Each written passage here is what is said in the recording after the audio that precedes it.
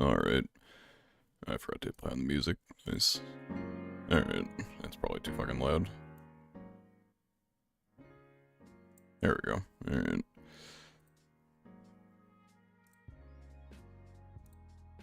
This will, in fact, take a while.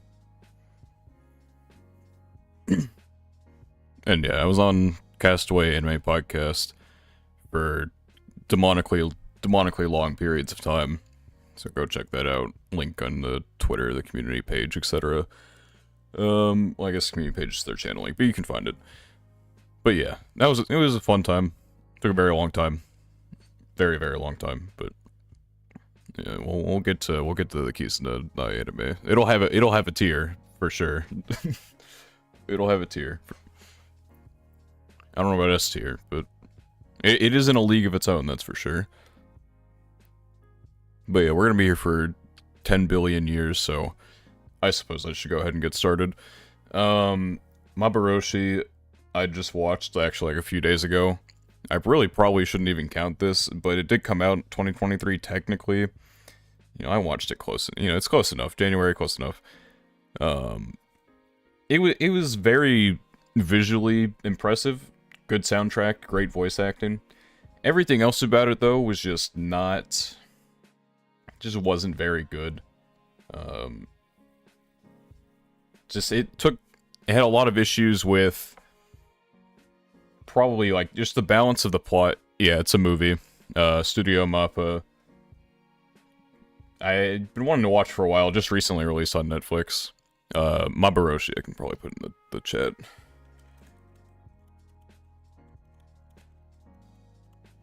It's an interesting idea, I just don't think the execution was there. But it's an enjoyable enough film to watch. But definitely, I'd say probably, C-tier film. Just really struggled to make me care about what was happening, which is obviously very important. So, it wasn't, not something I'd ever rewatch, not something I'd probably go out recommending, just saying, if you feel like watching it, I'm not going to say no. But I'd say, like, temper expectations, probably. Next up, okay, this is season 2 of Spy Family. I think Core 1, is Core 1 in here somewhere? No, that was 2022. That was fall 2022.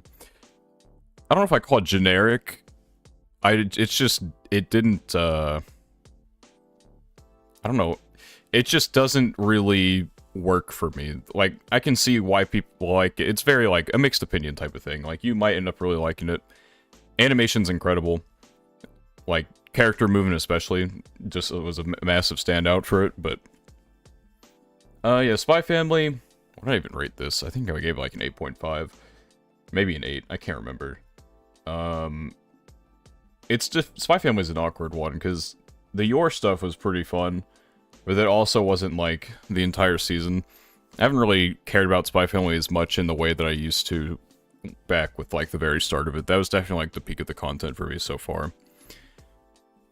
I'm either low A or high B. The OP was very good, and so was the ED. Those are both very good. I'll probably give it a high B. It was enjoyable. I just, I don't think it's the best Spy Family has to offer.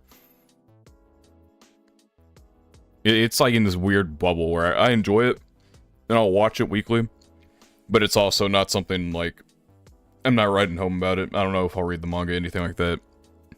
Maybe one day, I don't know. And I'll probably watch that movie whenever it comes out eventually, even though it's not canon, but it's just one of those things where it's enjoyable, but definitely hasn't felt the same in a long time. Next up, we got Bofuri Season 2.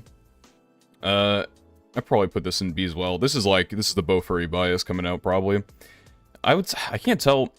I liked Season 1's pacing more. Like, we went through a lot of worlds in Season 2. A lot of new maps and stuff.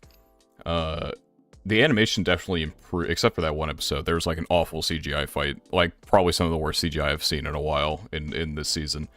But other than that, it was honestly a pretty big step up animation-wise. Izukaya's going down. It depends on the series for me. We'll get to more of that soon. A little bit down this first row here. But I enjoyed it. And it's not even like really that much of an isekai. Yeah, and Maple's still my goat, so it's just more Bofuri, and there's nothing else I can say, really. It's just lovable stupid. But the Oregairu OVA, I guess I'll just put it in like a C tier. I don't even know what to, like, it was a fun OVA, but I also really don't know how to, like, I don't know, how do I even, like, really rate this? It's not like a development or anything, well, kind of. Yui's character in it is, you know, I'm not, like, a biggest fan of what they did in that period of time, but the interactions between Hachiman and Yukino were pretty great in it. I hate that you watched it without watching literally anything else. But yeah, it was good. It was an enjoyable OVA. I almost feel like I just need, like... Yeah, we'll get to that. We'll get to the extra tier. But yeah, it was fine. But it's just an OVA, so not much to talk about.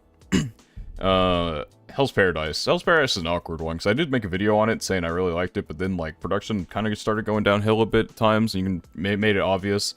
And they were definitely... Its character moments were very on the nose. Like, that was something I didn't like from the beginning. I think I said in my video. I did like the art direction in it. It's an awkward one. It didn't make my top 15 for the year, which still gotta make that video, but... I mean, I'd probably put it, like... I'd probably put it in the C tier as well. I guess solid, like, 7.5. Wish I watched Hell's Paradise and have Demon Slayer on best. Yeah, I might do a Crunchyroll video. I don't know. We're gonna go over on the podcast tonight, but I don't, yeah, it's awkward. For sure. Demon Slayer definitely shouldn't be winning no Best Fantasy at all. I can't believe it won last year. That was a travesty that it won last year. Especially over... Because, like, Mushoku didn't beat it last year. It's definitely... I don't think it has a chance in hell of beating it this year. It's just, like, Season 2 is definitely... We'll get to Mushoku Season 2 later, but... I mean, yeah, Demon Slayer is one of those... It's not...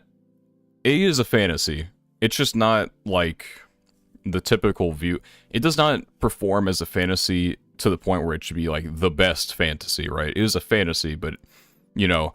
Would you say Demon Slayer is the best fantasy when it's just Japan with demons? Or would you say something like Mushoku Tensei, which has its own world, multiple languages that it created, you know, all these different things for, you know, a series. Yeah, it's just like an urban fantasy. It's not...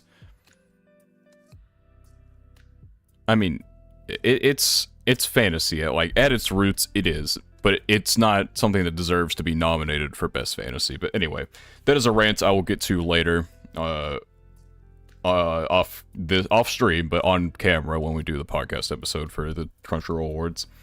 But speaking of fantasy, we have Goblin Slayer Season 2, which will also be popping in the C tier. So this season was awkward in the way, like, it had less of what I cared about, which was just killing goblins and shit, you know. It did also, though, like, make some of the characters more interesting, and so...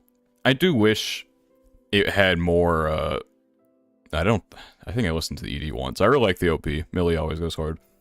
But I think he did a lot for Goblin Slayer's character in this season, but I also felt like everything else was a bit of a downgrade, probably, like, surrounding that. The new studio art style was fine. I like that Goblin Slayer wasn't constantly CGI, but also... The facial expressions definitely were not as good as when White Fox did them.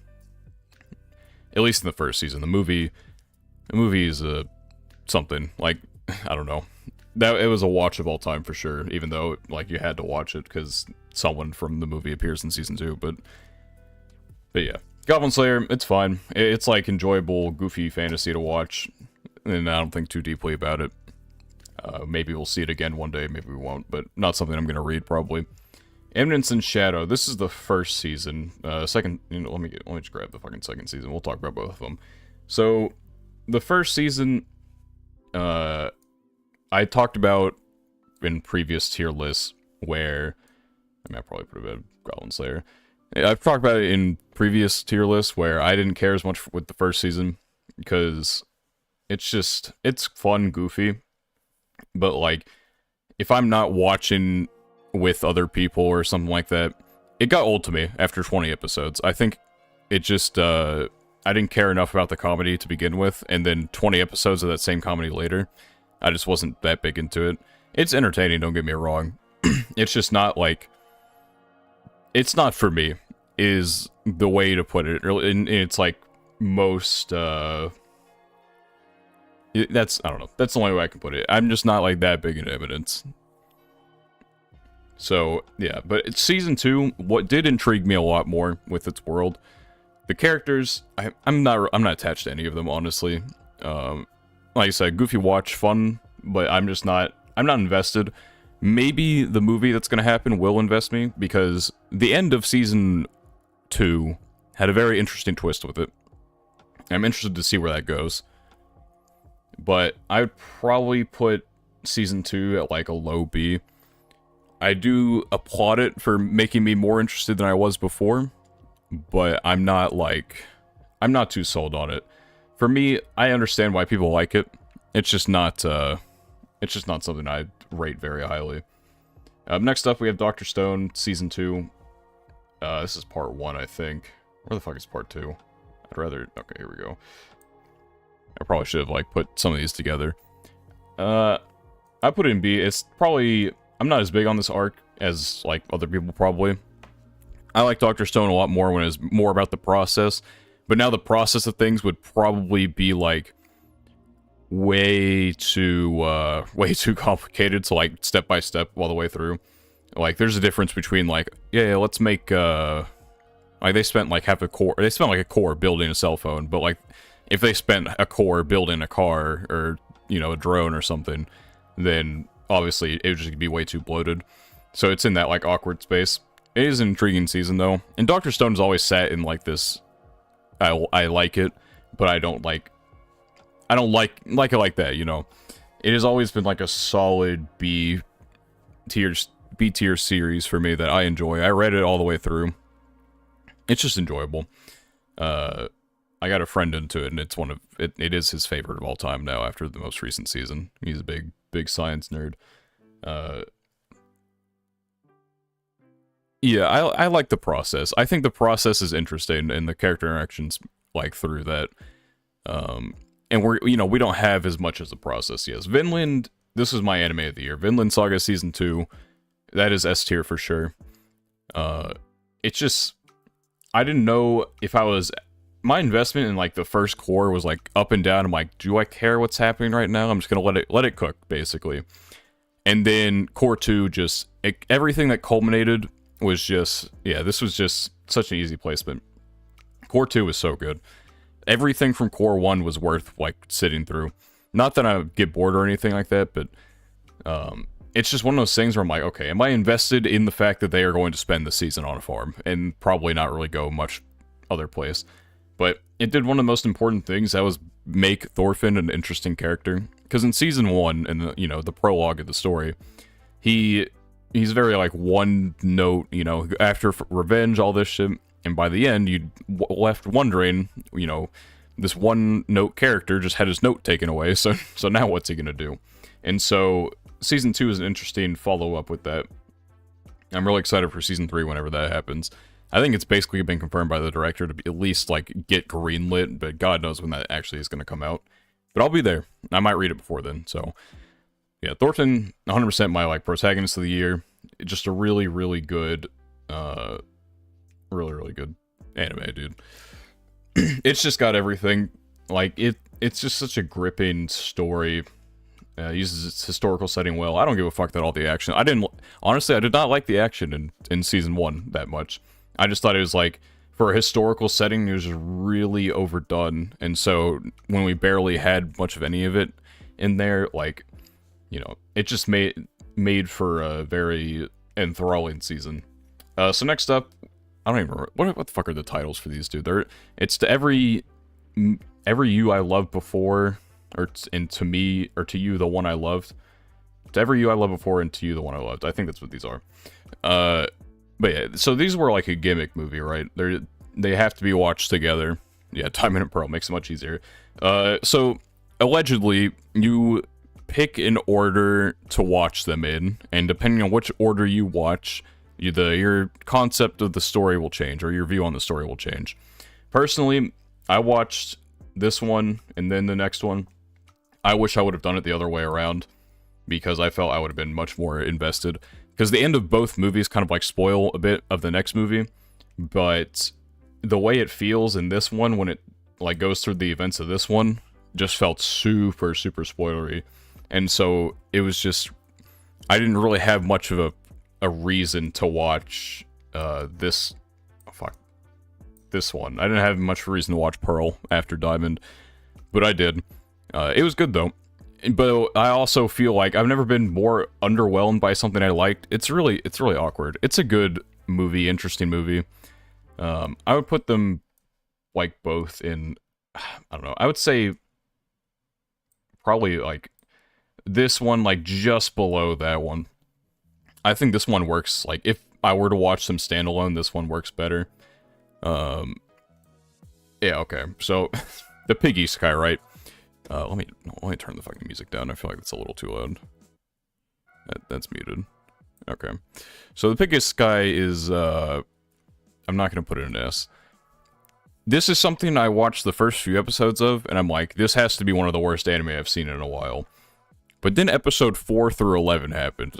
And it was actually really good in terms of like a writing standpoint. The production quality is actually probably the worst I've seen this year. Maybe something else on this list I forgot about because of how bad it was, but it was like impressively bad. It's still not over because they had a delay in there, despite how awful the production is, like to begin with in terms of how it looks.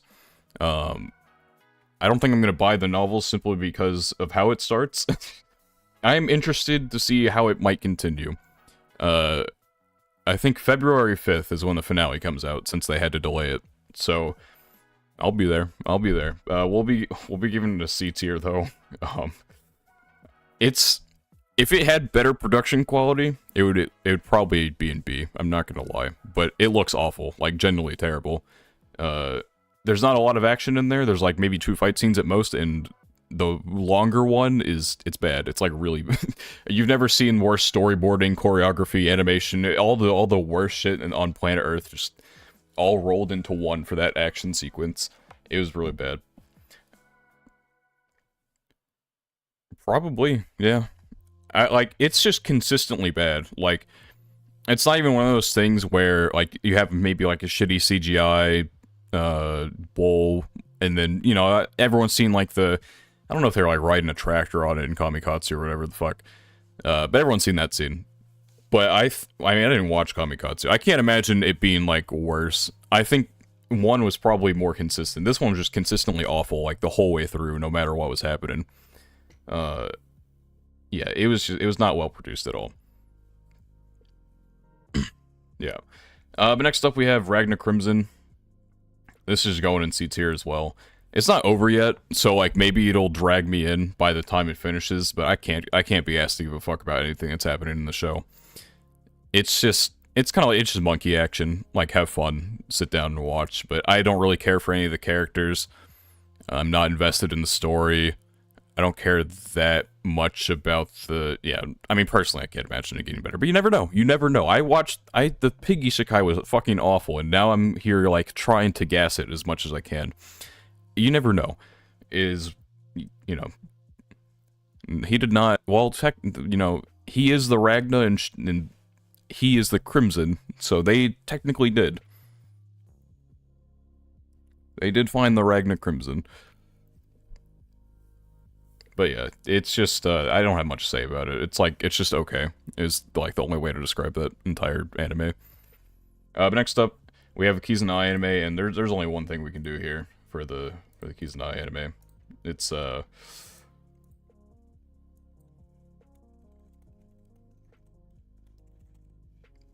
this shit's ass, dude. This is, okay, so, story time. I had, a rule for myself that I would watch don't say soon about it. Absolutely not. That's slander. I said that I never drop anime. I still hold that. If I watch the first episode of something, I will watch it the whole way through. But I also decided that I would watch any sequel series that came with it. This one had a part 2. I fucking hated this shit so much. I've decided to go away with the sequel rule. I absolutely will not watch the second part of that. I would rather die than watch part 2 of the Keys to the High anime. It is so no, it does not become good. It's so ass that it stays ass. There's not even, you can't even like make fun of it. It's just not fun. Yeah, it's just, I couldn't. It was so bad. It's actually just so uninspired. Like, the performances are not even good. Like, there's, like, the end of season 1 had, like, an okay performance, and that's its peak. You know, the music isn't good either, which is, like, the only thing that could have been the saving grace. It was just not good at all. Anyway, next up we have Arknights, Perish in Frost, so, like, Arknights Season 2, basically. Season 3 got confirmed, which, I don't know how far they are through the mobile game story, but, you know, they're gonna keep going through it, I guess. But yeah, Arknights, it's like one of those things where I'm not, like, particularly invested, but it's also just, like, really well produced as well. You know, they're putting their gacha money to good work, for sure. Facial everything, I guess, the way that they do their characters just really works. Like, facial expression-wise, they're really solid on that. There's a ton of content for Arknights. Yeah, I didn't know how far through they were. It doesn't feel like they went, like, particularly far, but I also have no idea just how far the gacha game goes, but I would assume I'd probably care more about what's happening if I had played the game. I tried to play the game, but, I don't know. It's very difficult for me to get into a gacha game. Like, extremely difficult. But yeah. Anyway, Tokyo Revengers, that's Season 3. Season 2's in here somewhere. Let's go looking for that. Here we go. Yeah, so Tokyo Revengers is an anime of all time. I'm not like, yeah, I don't know. I've been a day one hater of Tokyo Revengers, Tokyo Avengers. I'd probably just put them both in like a C tier. I've never been particularly invested. I know just how, you know, we're not even, people are like so fed up with the show, and we're not even like the worst arc yet. It's so funny. I wonder if it will, like, get that final arc animated or not. I would assume so. Like, at this point, it's just Erased but bad. I haven't seen, I need to watch Erased at some point so I can have my opinion. Christmas arc was prolonged. I don't even remember how long that was in the manga, but yeah. I didn't really care that much about it in the manga to begin with, and then I didn't feel, you know, speed ran watching these ones. My issue with Season 3, a lot of it comes towards the end of it. There's just a lot of tomfoolery. There's a whole lot of bullshit that happens at the end of Season 3. And it takes, what's Kisaki or Kisaki? I don't know. It takes him, I don't really care that much for him to begin with, but it just really, really, like, ruined him as a villain. I think his motivation was so fucking stupid, and it's my least favorite way to possibly motivate a villain, is to just make them a giant baby who gets no bitches. Like, come on, man. I probably shouldn't have spoiled it, but whatever. It's fucking Tokyo Revengers. Anyone who still cares about it has watched it by now. But anyway, Undead Unluck. This will be the first thing to drop in our A tier. I say the one awkward thing with Undead Unluck is that the direction recently has... It's very obvious they are trying to or not jam things. They're trying to keep things within, like, a specific episode count to end somewhere. So it's felt really awkward. Like, there's a lot of recaps recently. I would have thought you were caught up by now if you were still watching. Have you watched, I mean, you probably watched at least Season 1. I don't know how far you were. Anyway. Undead Unluck, I made a video about it, but Power System, World, really, really good. Like, even with the awkward directing as of late, it's still just a solid, it's just solid A tier. Opening's really good, the ending's really good. Everything about it is just, like, extremely solid. Like, it's probably, like, one of the most underrated anime this year. And I really do wish more people would give it a chance. It only has, like, a 77% on AniList or something like that, which I think is ridiculous, considering we give far worse shows higher ratings. And so, you know, everything about Undead Unluck is just really enjoyable, and I'm gonna be reading the manga after it's done, probably. So yeah. And next up, we have The Disgrace Noble. Yeah, this one fell off for me. It was already, like, just like a low C-tier type of show to begin with, but it's just, I got kind of done with the character interactions, you know, maybe a little, probably 2/3 of the way in, and then the new characters they added I didn't really care for.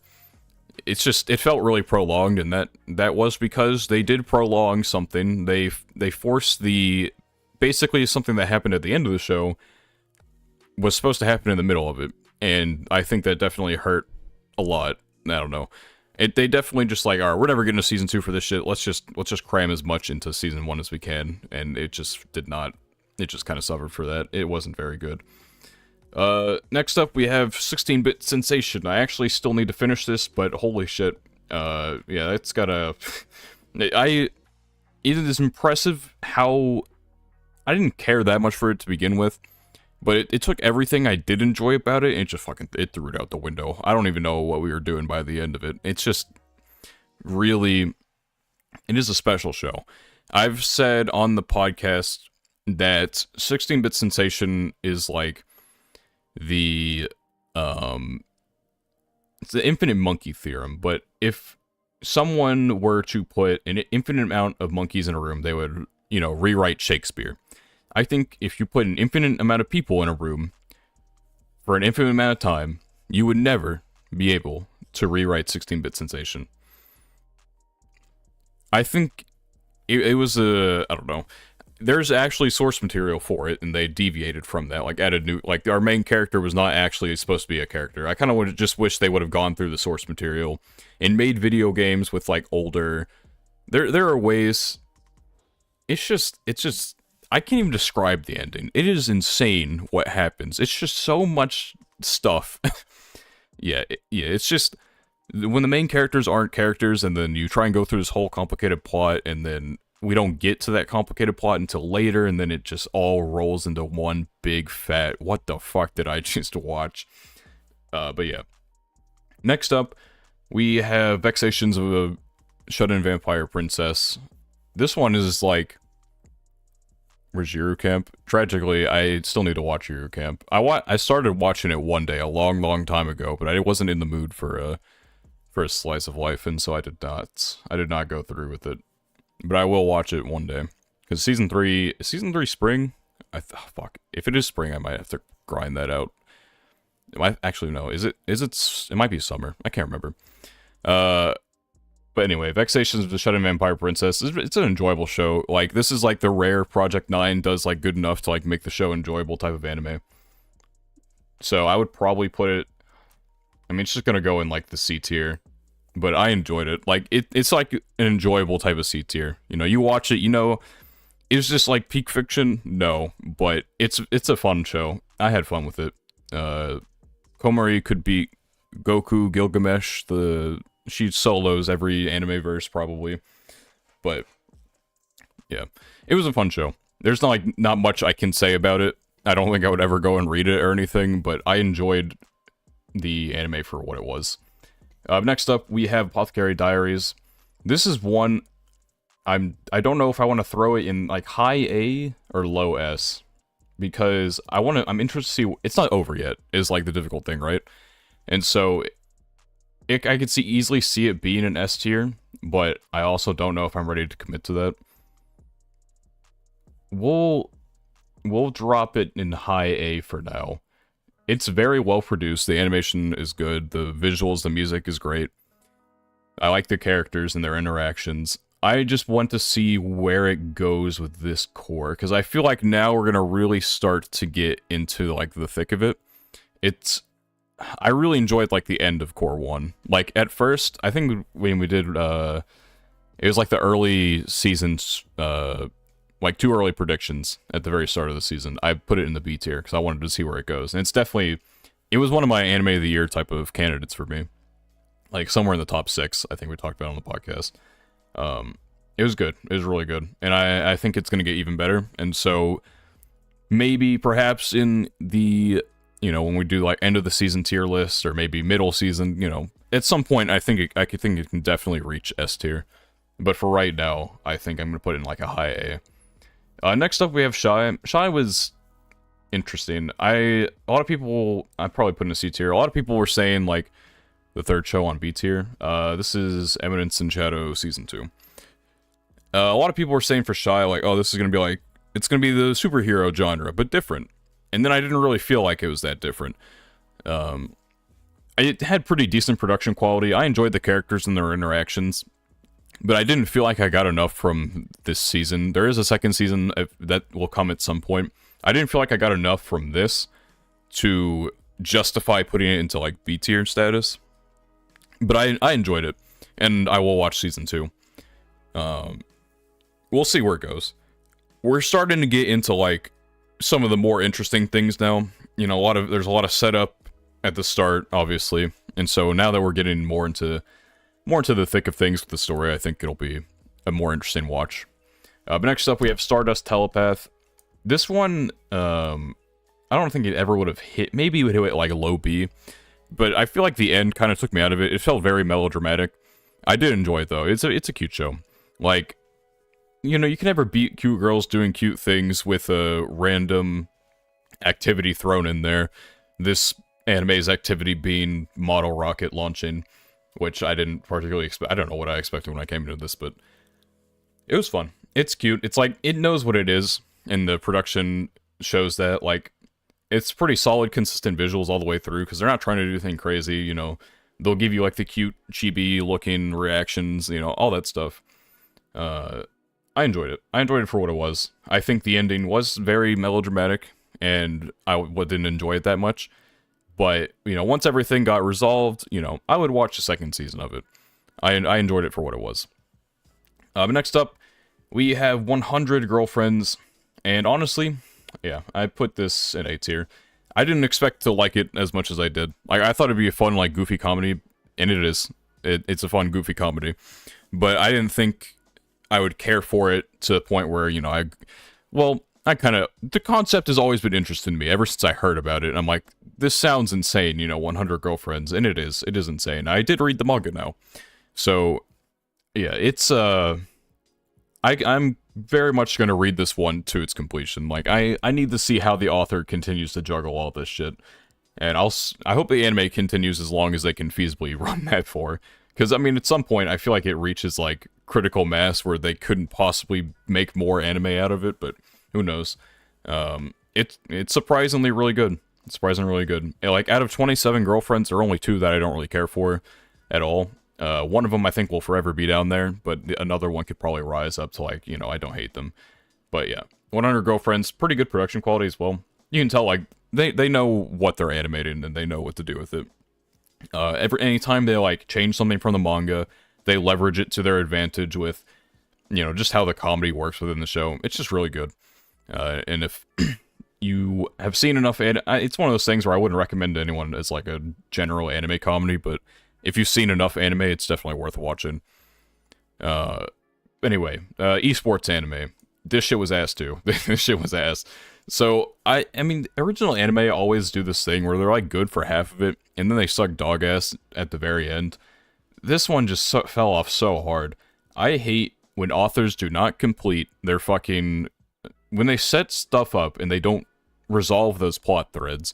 The big thing in this one, there's like probably 3 plot threads that they just didn't deal with at the end. They just fucking forgot about them. Do not set up romantic subplots if you're not actually going to go through with them, because they don't make for good character writing either. It's like, if you're going to set up a romantic subplot, at this point, I'm like, okay, I'm going to pick the person I think who should win at this point, and fucking, now it's a sports game. But then you don't pick anything. You just decide to get over it. It's like, I don't know. It became extremely... It was always kind of melodramatic. Not melodramatic. It was very dramatic, but it became extremely melodrama at the end. His sister... I fucking hate her so much. Like, such an awful character. Like, I don't know. There's so many ways. Like, this could have been good. I think, you know what? Give me this premise and give me like 18 episodes. Not I don't know. I could do a 2-core of this. I could write better. conceivably complete everything they set out to do, but better if I just had more time. I think it just tried to juggle too much, and I really didn't give a fuck about any of the characters either. It's just, it was not well made at all. It had like an interesting aesthetic to it, but just not something, you know, I hope it never gets to season 2, that's for sure. Next up, we have Nagatoro season 2. There's probably this in the C tier. This season was a lot more like tolerable. I don't think that was Nagatoro last year. I think it was winter. This is season 2. Now you got me. I gotta go check. I'm pretty sure Nagatoro was winter of this year, but I might be insane. If it is 2022, my bad. But let's see, Nagatoro. Second attack. Yeah, it was winter. It was winter 2023 for season 2. So yeah, this season was a lot more tolerable now that I don't know, their relationship is closer. I've heard the manga is actually really good in like the place that it is. Maybe I'll read it one day. But for right now, you know, the anime is fine. It's like a fine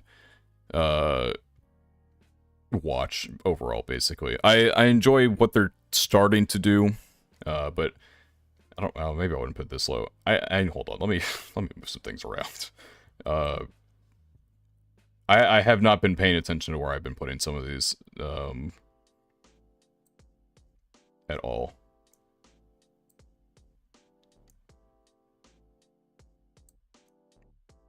Okay, you know what? Yeah, that'll do it. But yeah, I don't know if I put it at like a low B, but I enjoyed it more than season 1 for sure. The only rom-com you ever dropped? I mean, I get that. Like, it's just one of those things where you probably have to like move past the beginning to ever get to the good stuff. But yeah, I don't know if I'll ever read it. Maybe, maybe not.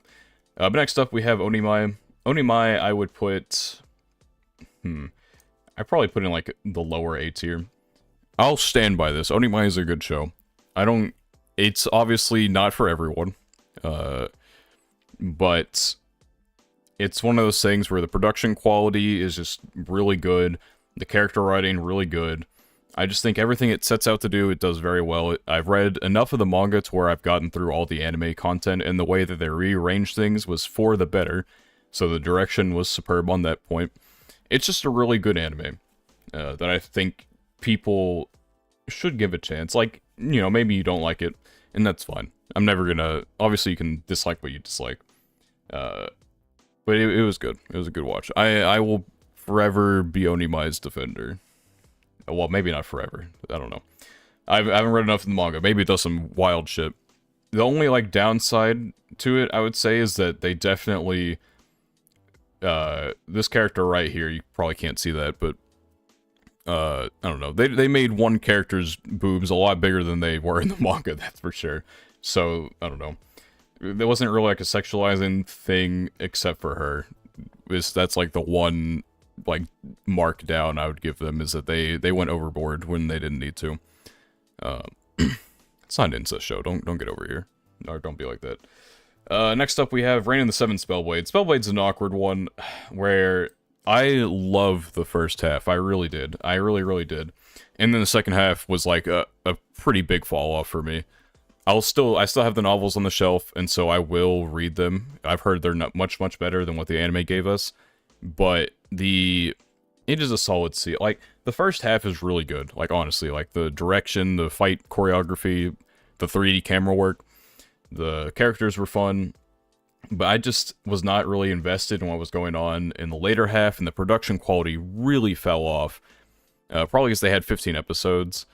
But it's just, after episode 8, I would say, is probably when it just didn't feel as good as the first half did. 15 episodes will definitely do that to you. I appreciate that they went the extra mile to not cut so much, but I'm sure there was probably plenty cut from the material. And so it just, you know, it's something I enjoyed, but it definitely didn't go as well as I would have liked it. Next up we have Classroom for Heroes. This shit's ass. It's like, I hate to say this, but it honestly did have a bit of soul to it. But it's just, I don't know. I actually read the manga version of this a very long time ago. And yeah, I don't know. I wasn't expecting it to be good, but they fucking breakneck pace through everything that was going on. You know, they made it much more of like a comedy. It's just, yeah, it's just very generic. Like, I don't know.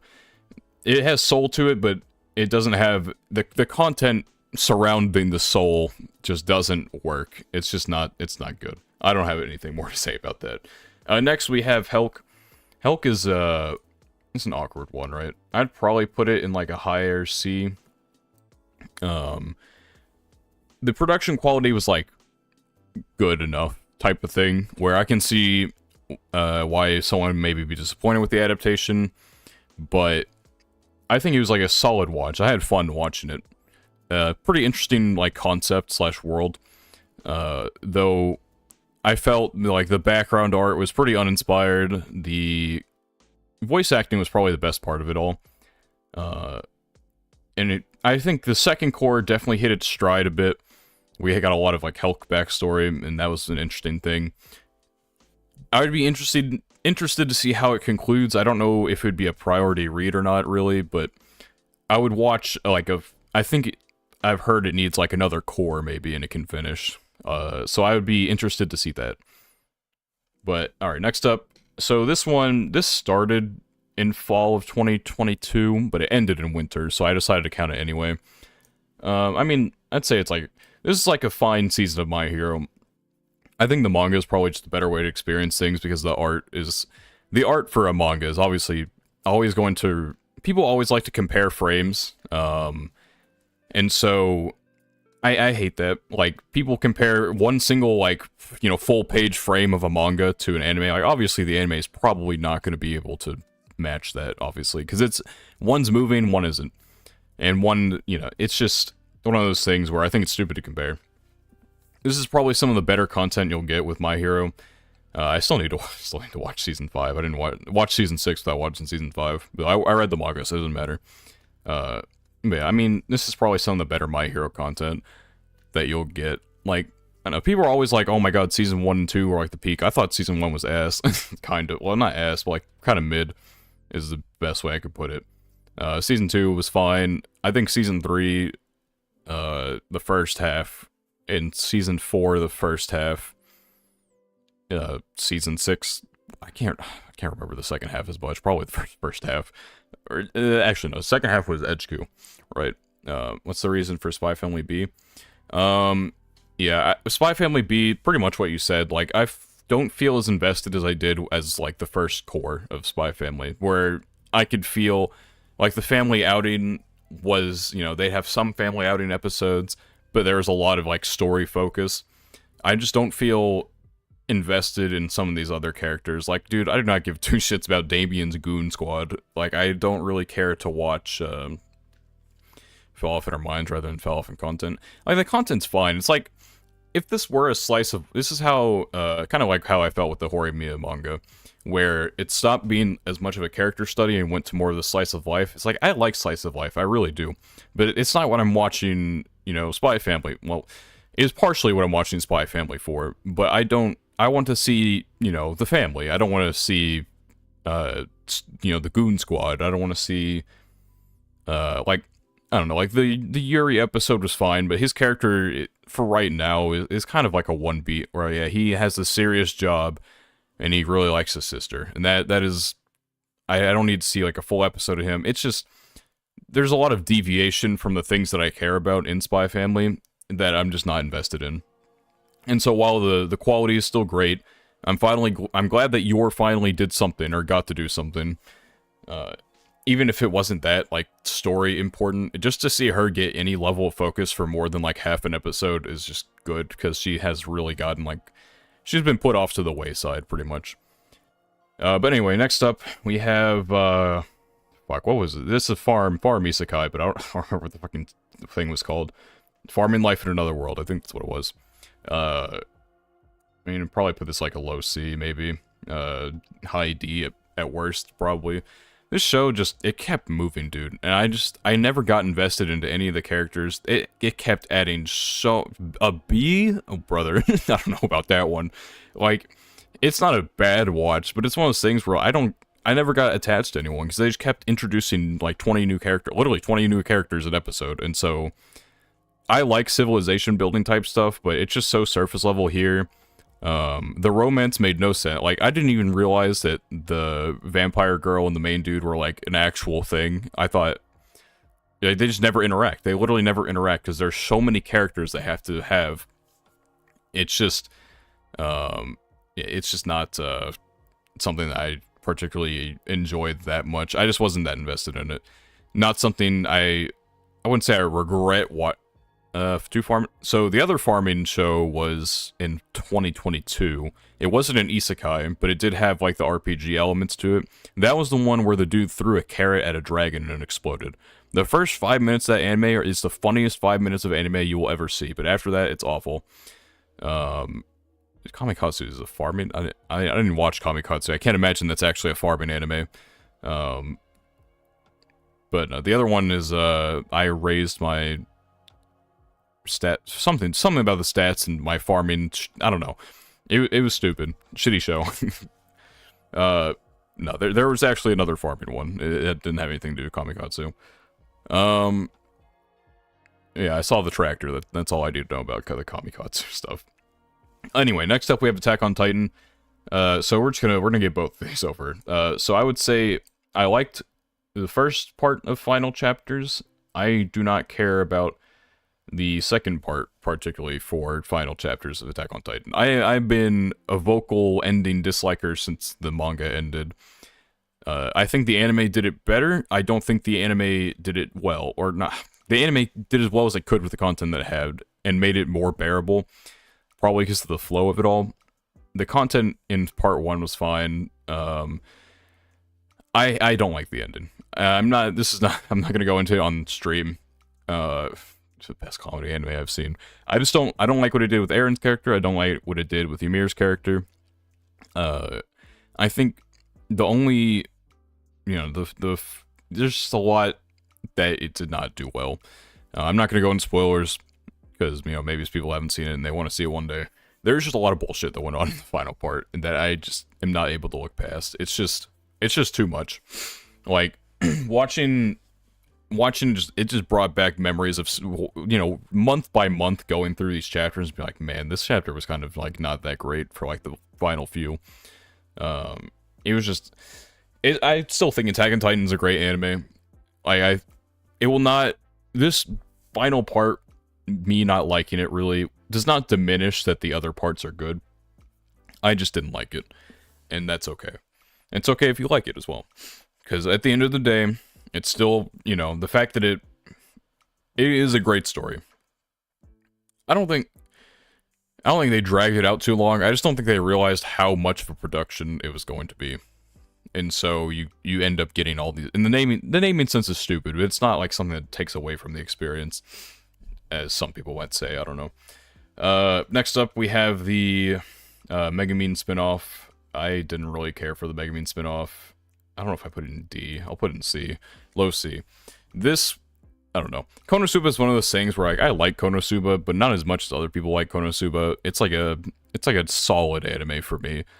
And so when you take away the other character, it's like anime's Always Sunny in Philadelphia, except I don't find it as funny, and then you take away all the other characters, and it's not funny, because now they aren't vibing with each other. I just didn't really care. The production quality is fine. I like Megumin. I didn't care to see Megumin on her own for 12 episodes. I didn't find the comedy very funny in it. It was interesting to see how everything tied in, but it wasn't good. It wasn't very good for me. Next up, we have Dangers in My Heart Season 1. I would put this in a high B. I think Season 2 definitely has, like, maybe A tier potential. We'll see what happens in it.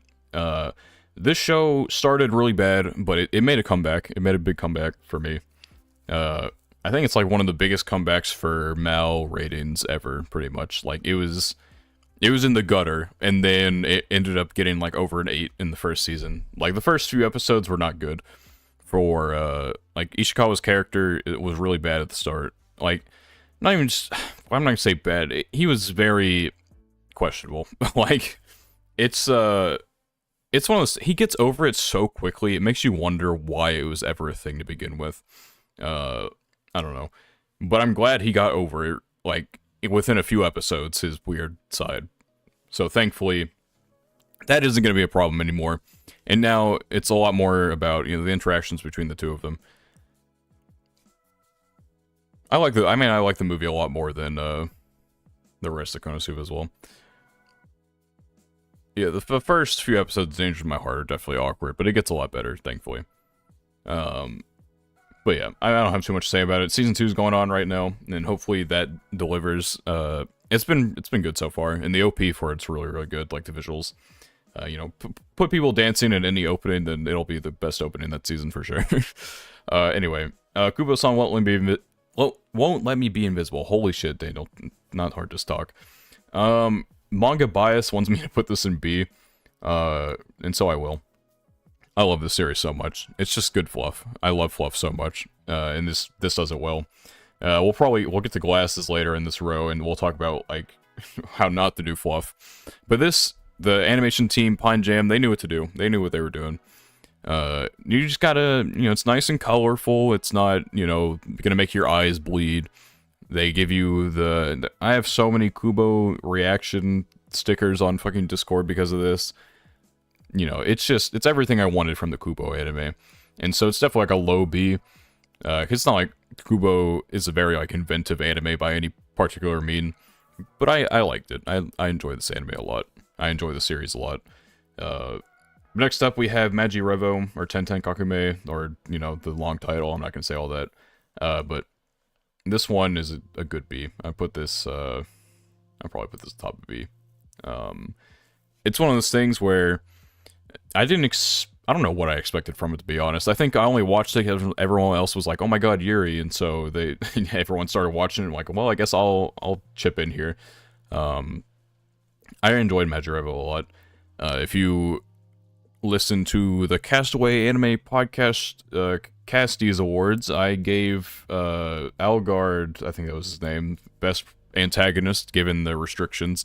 Granted, I struggled very hard to come to that conclusion, but I enjoyed this. I enjoyed this season a lot. We'll see if it ever gets more. It's definitely one of the better isekais I've watched as well, like top 5 probably. Yeah, it's like well produced as well. The animation's good, the art's good, and just everything's just good all around, really. It never really falters in any capacity. I don't think I'll read it ever, but I enjoyed it, and I would watch season 2 for sure. I had moments I was fine. Yeah, I mean, I get that. I thought their relationship was fine.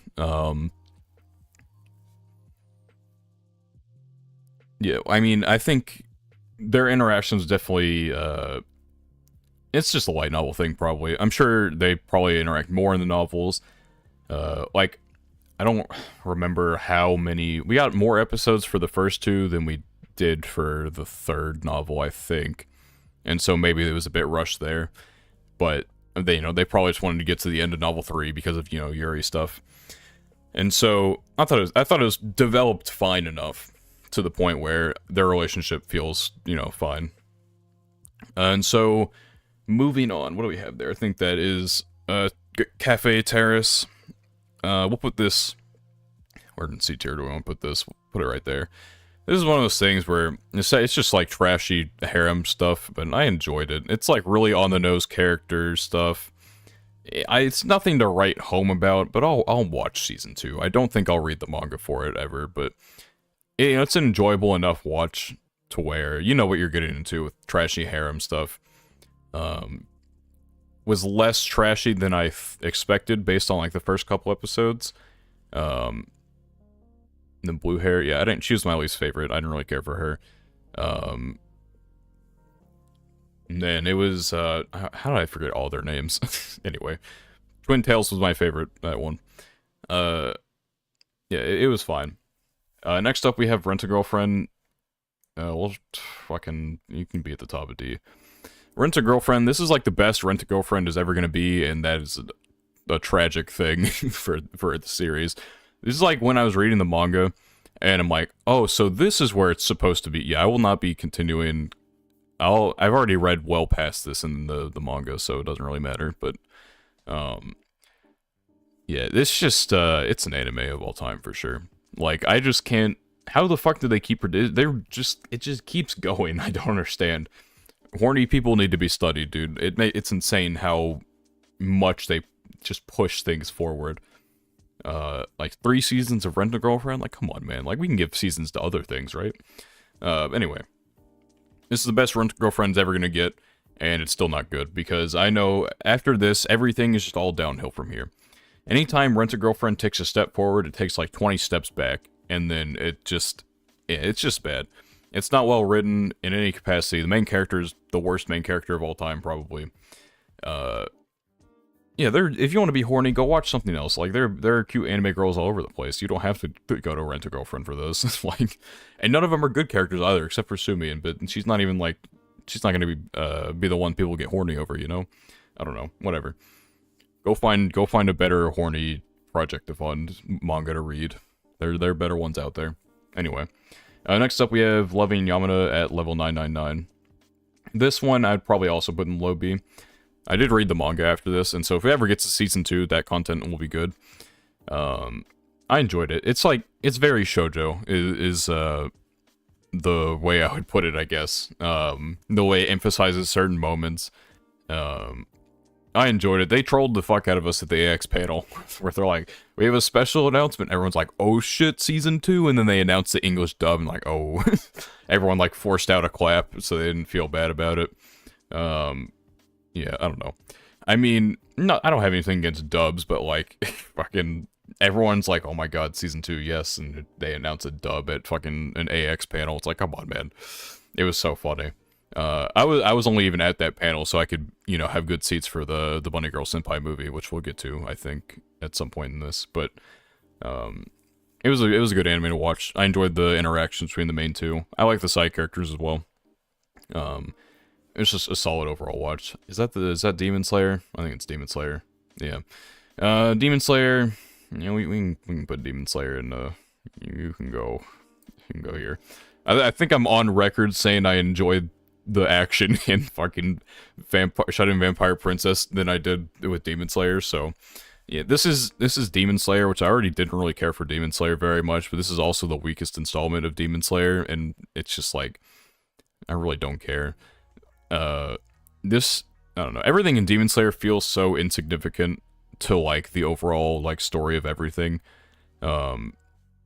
Everything feels like a action packed filler arc is like the only way I can put it. You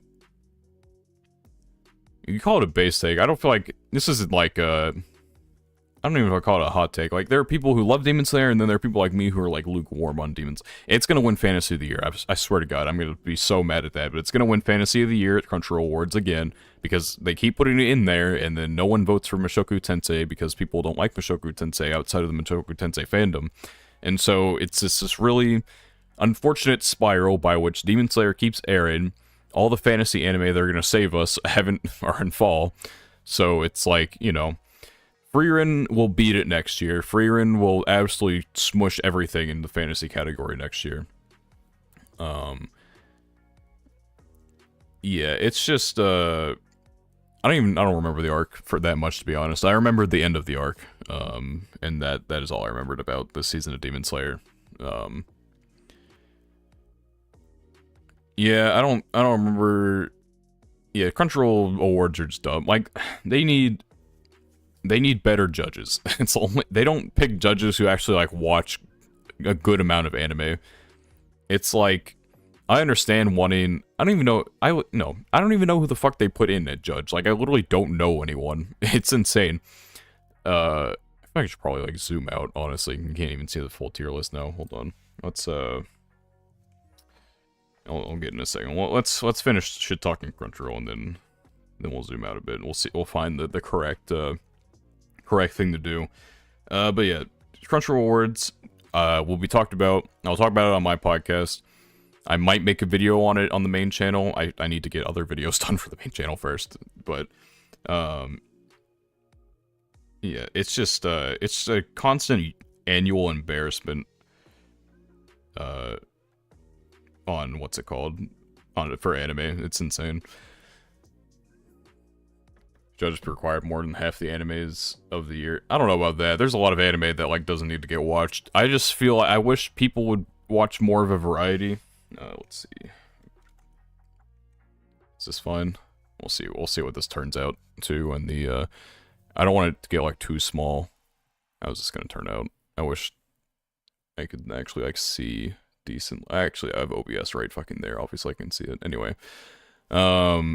But yeah, it's just, it's unfortunate. I won variety, yeah, in my nominations. I voted for, like, the same fucking 4 anime over and over again, with, like, the only variations coming when I had no choice but to, but to have the variety. I just don't, I don't know. They just definitely don't watch enough. It's just, it's unfortunate for sure. Anyway, moving on, we have the Bunny Girl Senpai second movie. I'd say it's, like, a solid, I put this in A tier. It's like a very much needed, like, continuation of Kaede as a character, and I think it does a really good job with that. It's only, like, an hour long, and I think, like, some of the novel got cut out, and I feel like if you're already just making it a movie, and it's already only an hour long, you really feel the need to, like, cut out certain bits of content. Like, I'd rather it all just be in there. I would say the first movie is probably better, and I would probably put this movie on par with like the first season. I just appreciate what it did. I think it's just a fitting like conclusion to her as a character with like where she was at the end of season 1, and then like throughout not season 2, the movie. Eventually we'll get the third movie, and then hopefully the anime that they announced is actually going to be an anime, because I don't want to wait for more movies after that. So yeah, I'm excited for all that is to come with this, and I will probably read the novels before any of that other stuff comes out. But next up, we have Buddy Daddies.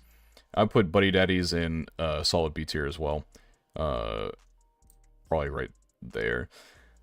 It was a nice... I was wondering, like, will this be just a Spy Family, like, reskin, basically? But it was a lot different. It definitely carved its own identity, despite the fact that it was always going to draw those comparisons. I enjoyed the character interactions. Yeah, good OPED. I think it's refreshing to see a kid in anime act like a kid. I mean, she's dumb as rocks. Like, you know, it's an interesting comparison, because I think both her and Anya are 4, but, you know, obviously, Anya's like that for comedy purposes, and it doesn't matter. It's not important, but, like, I think it is interesting to see a stupid kid act like a stupid kid. And, like, the complications that actually brings. Yeah, no Wonder Hoy out of Miri. Anyway, pretty good production quality as well. You know, typically expect that from, like, a PA Works anime. They always do pretty good.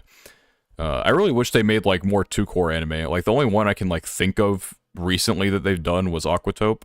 And it was a fine anime, but it just didn't need to be 2-core, probably. But yeah, anyway. Moving on, we have The Dreaming Boy as a Realist. Yeah, the anime was bad. The characters were not interesting at all. I didn't care for... I cared more about, like, the character interactions that had nothing to do with, like, the main girl. Like, I really don't care for her at all. And then, like, they're just other... I don't know. The romance isn't set up well at all. They're not in, like, the same level, you know. Nagatoro's down here. This is a higher C. Alright? Even if they are in the same tier, they are on different levels. Anyway. Where was I? What was I talking about? Dream Boy's Realist, yeah. The production quality was dog shit as well. The characters were constantly off-model. Uninspired. The open. That shit's so funny. The opening was like literally just a bunch of stolen shots from other openings. Like, oh, fuck, battery low. God dang it. Thankfully, I have the charger here for my headset. Okay. Anyway, yeah, it's not good. I did not care about a lot of things in that anime, and so just a nice solid D tier. One of the worst things I watched this year for sure. Next up, My Clueless First Friend. I hesitate to... I don't want to put it in T, but I have to. It's just one of those things where it's a cute watch, but it's also like I feel like I'm watching the same episode nearly every week with it. The only character I really like would probably be the main female protagonist, though I don't even fucking remember her name. Twin tail braid glasses girl, she was fine. But I just felt like maybe it'd be more tolerable to read on a weekly basis. But to see, like, I don't know how many chapters they probably put into an episode, but just seeing all of that and sitting through it animated, like, it just wasn't something I cared for too much. It was fine, it was watchable, I don't regret watching it, but if it ever got a season 2, I don't think I would watch it. Next up, we have Heavenly Delusion. This is 100% a solid A tier. Maybe even, you know, I'm willing to put that in S. I'm willing to put Heavenly Delusion in S. Heavenly Delusion is such a... I'm not, like, a big fan of what they did right at the end, especially because I don't know how it's going to affect things moving forward in terms of the characters, but otherwise, like, it's such a really great show. From animation, the cinematography, I mean, I gave it, I would say best cinematography, really great direction, good characters, great voice acting, really interesting world. I love my dual perspective, jumping around stuff. Made a video on it, you know, I just think it's a really great anime overall. I was interested from the title, and I didn't know anything about it going in, and I was not disappointed leaving. I wish it wasn't in Disney jail, so more people will talk about it, but that is how the cookie crumbles sometimes. Anyway, next up, we have the Glasses anime. I'll put this in a solid D. I read the manga, I like the manga. It's just, Gohan's tried to be too cinematic with a fluff romance, and I just don't understand what the goal was. They made the main character pretty unlikable. He was far more annoying than he was supposed to be, because, I don't know, they just extended moments to make it more annoying than it really probably should have been. It was just an unfortunate tidal wave of, wow, this production quality is pretty decent. Too bad they're doing a bunch of weird shit with the camera. I think people overreacted to how bad it was, but I just don't... It's very experimental, and I can appreciate that, but I just don't... It didn't need to be in this anime. It didn't need to be in a fluff romance. Like, it just wasn't what you're supposed to be doing with this. It should have had more of like a Kubo adaptation where it's really colorful, and they're not lingering too much on things. They're just having fun. This one was... It tried too hard. Tried way too hard. Next up, we have the Ryza anime. Yeah, I thought it was pretty mid. Like, I don't even know how to... It's like... The only way I can describe it is if it's like I watched 4 hours of a video game tutorial. It's just not interesting to me. I don't care for the characters. There was no story to care about. Ryza's thighs are the only saving grace of this anime. And even then, that was it. I don't care for pretty much anything that happened in it. I couldn't tell you what happened in it, to be completely honest. I literally don't think I could recall more than, like, anything, maybe, like, any couple things that happened in this anime. There was a beach episode that was cool, you know, they really went hard for that one, but, you know, it's just not good. Maybe, like, the game is better, I don't know, but it's just one of those things, it did not translate to an anime well. I just did not care about it whatsoever. Yeah, thighs were the only thing to care for in this one. Next up, we have Horimiya Piece. I really wish they just would have made Horimiya a 2-core anime if they were going to be making this eventually, but, where would I put this? Probably put it, like, right here.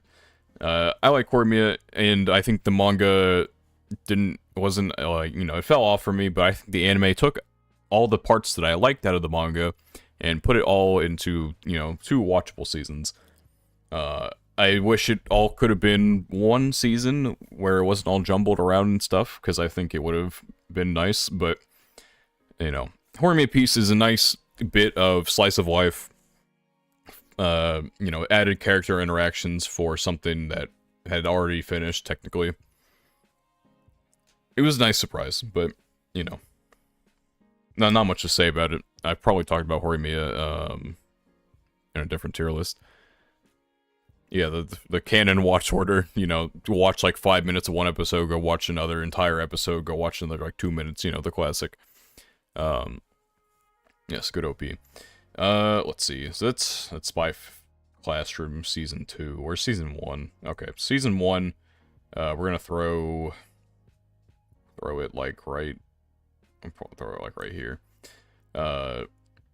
Season 2 is definitely, like, the better of these. It just went way too quick with the beginning, and I just don't understand why. I mean, I kind of get it, but I don't know.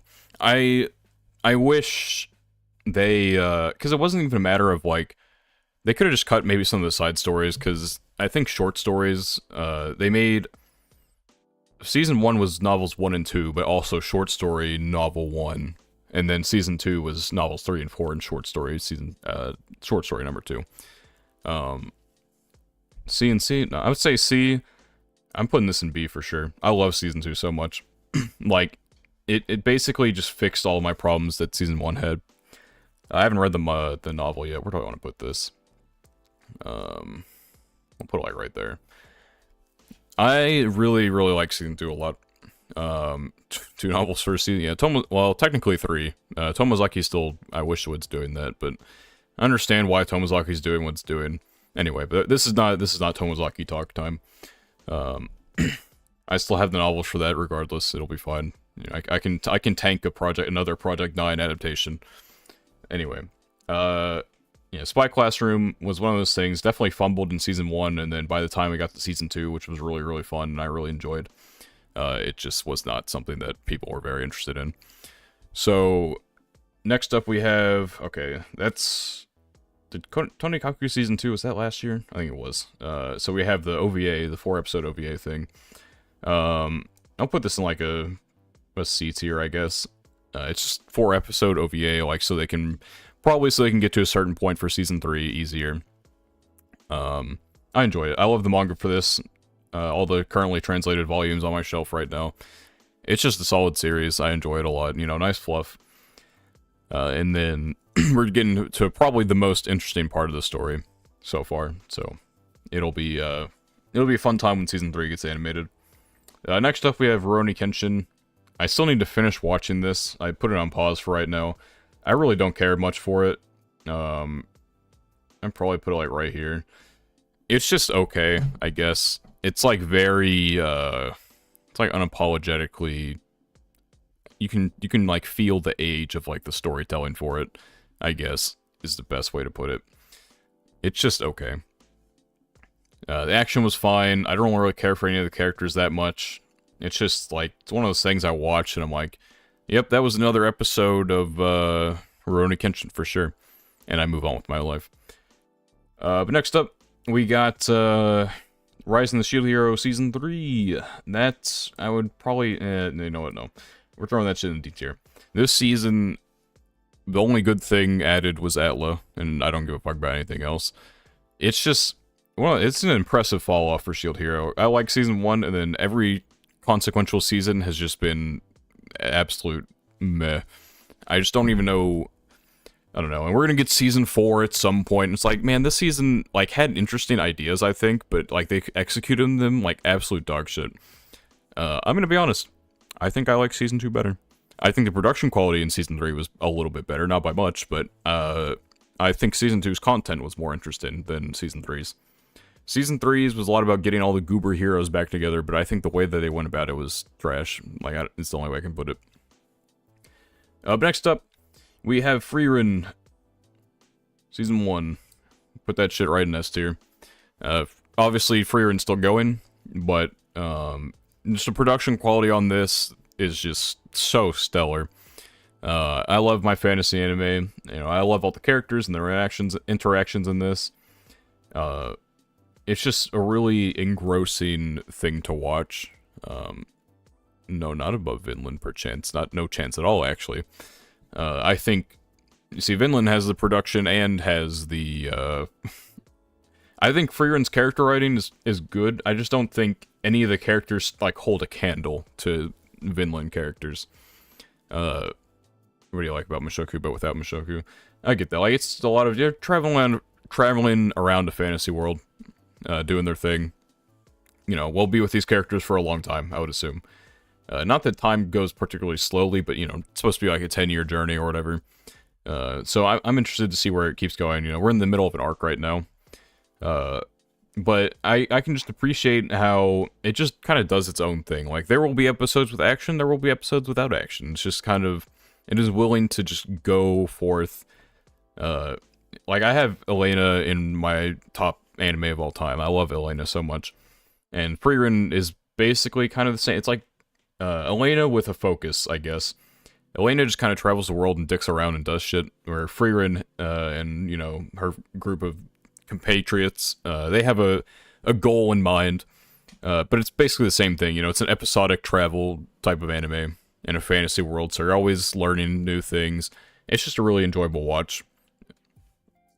Frieren, well, we'll see if it wins anime of the year. I can't remember what the fuck is supposed to come out next year.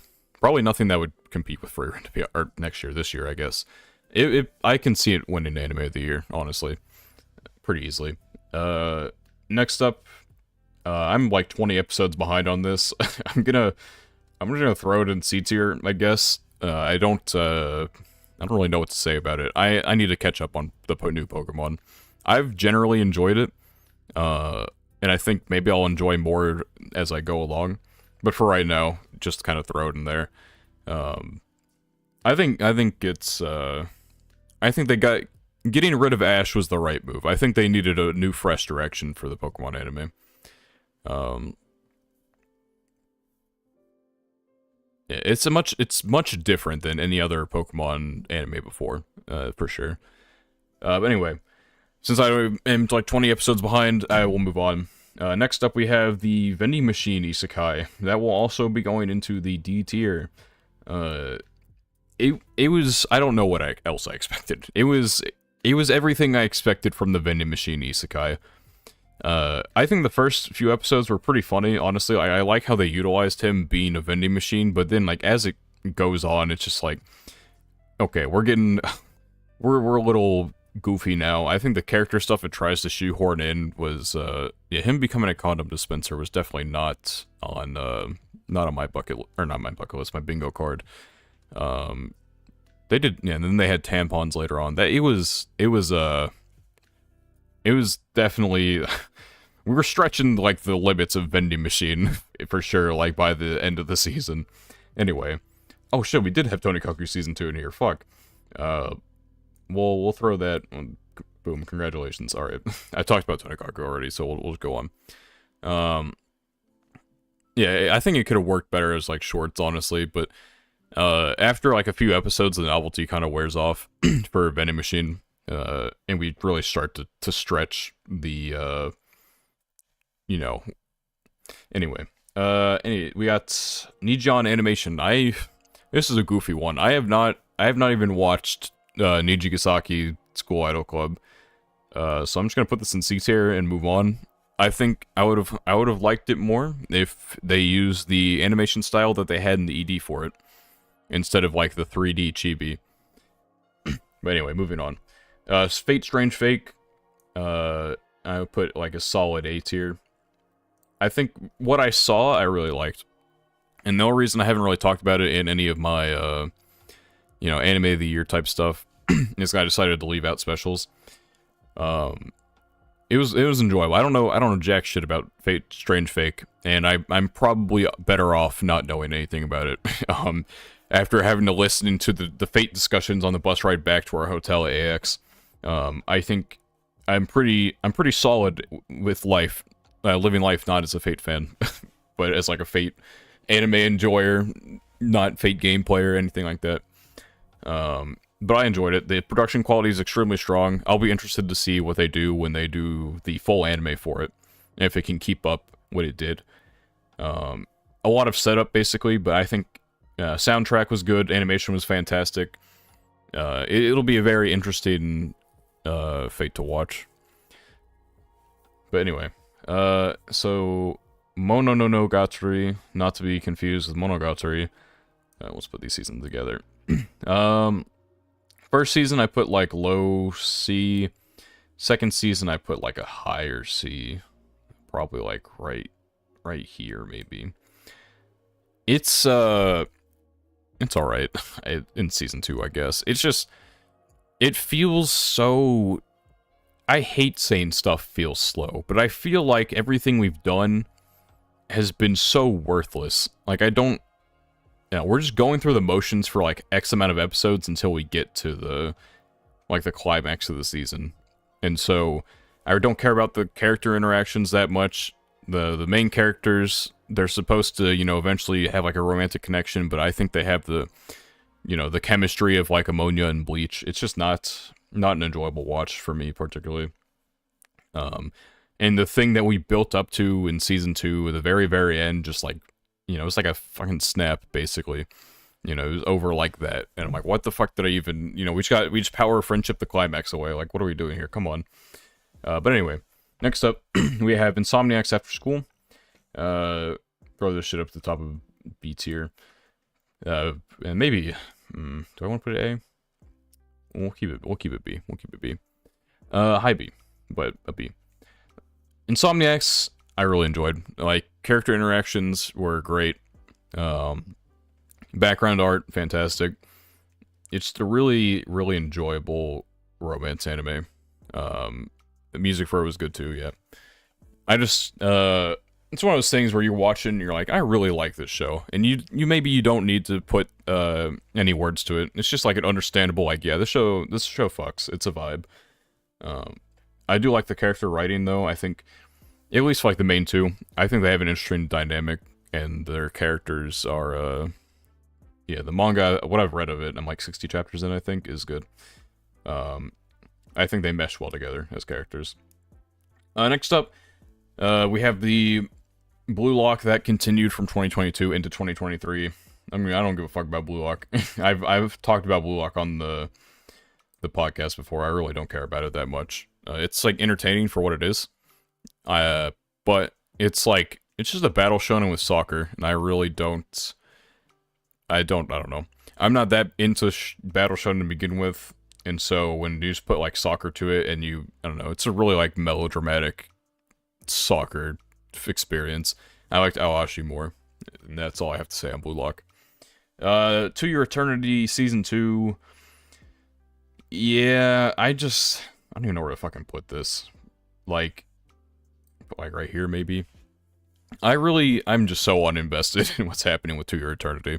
I thought maybe it was going to start going in a different direction than Season 1 did, and the moment that it did, it didn't. And I'm like, come the fuck on, dude. Everything just feels so inconsequential when I'm watching the show, and it's like, I just can't get behind it. Season 1, I like, the first episode is honestly the peak of To Your Eternity. Maybe the Gugu stuff in Season 1, but I just was so uninterested, like, most of the time in Season 2. Which is unfortunate, but it's just kind of how things turned out. But anyway, yeah, that's all I'll have to say on that, without, you know, don't want to spoil anything, but... It just doesn't feel... I don't know, I don't like the way everything plays out in it. Next up, we have Mushoku Tensei Season 2. Undoubtedly a step down from the other seasons, but I still think it's solid, like, B. The production quality is one of the big things that held this back. Like, it was definitely not anywhere near the level of Season 1. Like, if I was binging this, right, and I watched Season 1 Part 2, and then I watched Season 2, like, right after, it'd just be such a noticeable drop in, like, visual quality. Writing quality, I think, is fine. There are definitely some out-of-pocket moments, though, which I talked about in my, my Mushoku Tensei video. There are definitely things that probably didn't need to happen, but, you know, Rudius is a goofy-ass character, so some things happen. It's whatever, we move on. And they're like one-episode things that we're never going to go back to. I'll be interested to see how this second part continues, because I feel like we had a lot of setup in this half, but I would like to see... I'd like to hit the road again, and, like, really start to get back into, you know, like, the story of Mushoku Tensei, and what I thought potentially we're going to go into after Season 1. Next up, we have Mashle. I don't even know where, I don't even fucking put this. We'll put it above Blue Lock. Mashle's one of those things, well, no, we'll leave it there. Mashle's one of those things where, like, some of the comedy is really funny, and some of it's also, like, really hit or miss. And so, I don't know. It was unfortunate to see that a lot of the jokes just kind of get reused. Like, I swear to God, the cream puff joke has been used 20 billion times. It's just not something I'm, you know, please come up with a different joke. That's all I ask. Season 2 is just kind of been more of the same. Yeah, it's just kind of one of those things where it's like an enjoyable enough watch, but I don't care for any of the characters. It just feels like magical Mob Psycho without any of the charm of Mob Psycho, basically. I still have to decide if I like the new OP or not. It's one of those things where I can definitely feel the creativity oozing out of it, but it's also like, I don't know if it really fits my musical taste, but I don't know. It's an OP for sure. That it definitely is one of those things people are gonna really like. Anyway, moving on, we have Saint Cecilia, Pastor Lawrence. I'd put this in like a solid C tier. It's one of those things, I love the fluff in it, and I'm gonna probably read the manga at some point just to, you know, Kubo manga is done at this point. I need to expand my fluff repertoire. So, I enjoyed it for what it was, though. It's really colorful, fun. I like the OP. It's just a really comfy anime. One of those things that I'm sure, like, the lack of progress will get frustrating at some point, but, you know, that's how fluff goes sometimes. But it's an interesting setting. I like the characters and their interactions, and so I enjoyed it. Next up, we have Too Cute Crisis, where we're going to be putting it in C for Cat. I didn't finish watching this. I'm halfway through. But I doubt it gets any better, and I doubt it gets any worse. So, C for Cat it is. Next up, we have Ours, Giant Beast of Ours. Yeah, we're going to be putting this at the bottom of D. I was really excited when we first got the first couple episodes of Ours. I actually really liked what it set up. And then it fell off. I did not like it very much after that. Yeah, it's just, I like the second episode. It was after that the moment they introduced the horse guy, that guy, I don't know. They just had too many characters, too many chefs in the kitchen. Well, not even chefs in the kitchen, just too many characters to like try and bounce around. I don't give a fuck about any of the characters, honestly. I think this is something that probably needed to be. You needed to keep it to the main duo, maybe the cat girl, and then make it like 2 cores so you can actually expand upon all these broad ideas that they seem like they wanted to have, but they just didn't. I just realized I didn't have my what's it called active, the light up thing, whatever, it's fine. But yeah, it's an anime of all time for sure. Let's see, what else we got down here? Revenger, that is also another solid D tier anime. I can't remember jack shit that happened in Revenger, I'm not gonna lie. This is one of those things where I watched it, I'm like, yep, that was the anime that I watched. I binged it too, and it fucking sucked. Just really uninspiring watch. I never got invested into it. It's one of those things where I went through the motions, I clicked play, and we were done, basically. It just wasn't, it wasn't a great anime whatsoever. It had hype for production value? I don't remember. There was no value to be produced out of that. Anyway, we got Danmachi Season 4 Part 2. This is solid A tier. I really, really, really enjoyed this one. Like, it's just really good. It's everything I think I've ever wanted out of Danmachi. Is just going into the dungeon, exploring, you know, having the characters grow through like the challenges that exist in there. It's just so good.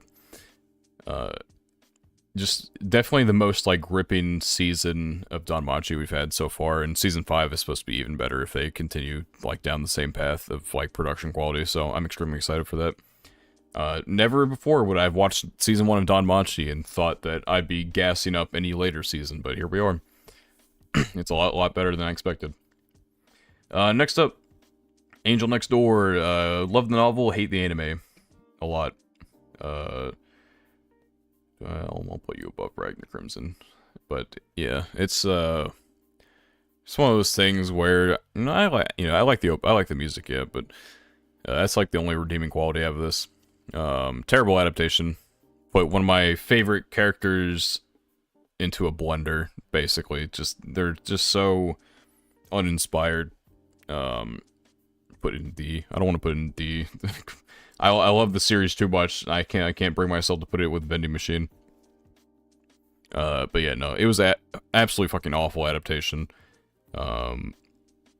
It's just so uninspired. Project 9, I'll never forgive you for what you did and what you continue to do.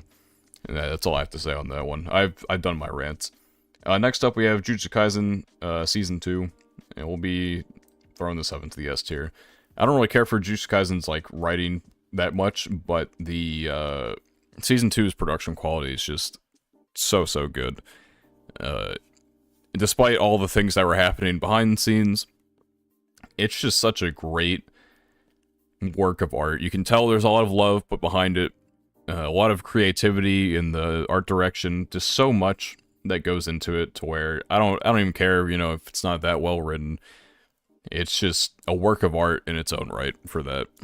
Not anime of the year, but a very, very strong piece of media, given how, like, the action choreography for the most part, like, you know, there's some fights in there that are like, you know, let's just fucking throw each other through walls and shit, but everything looks cool, and so you don't really give a fuck, you know.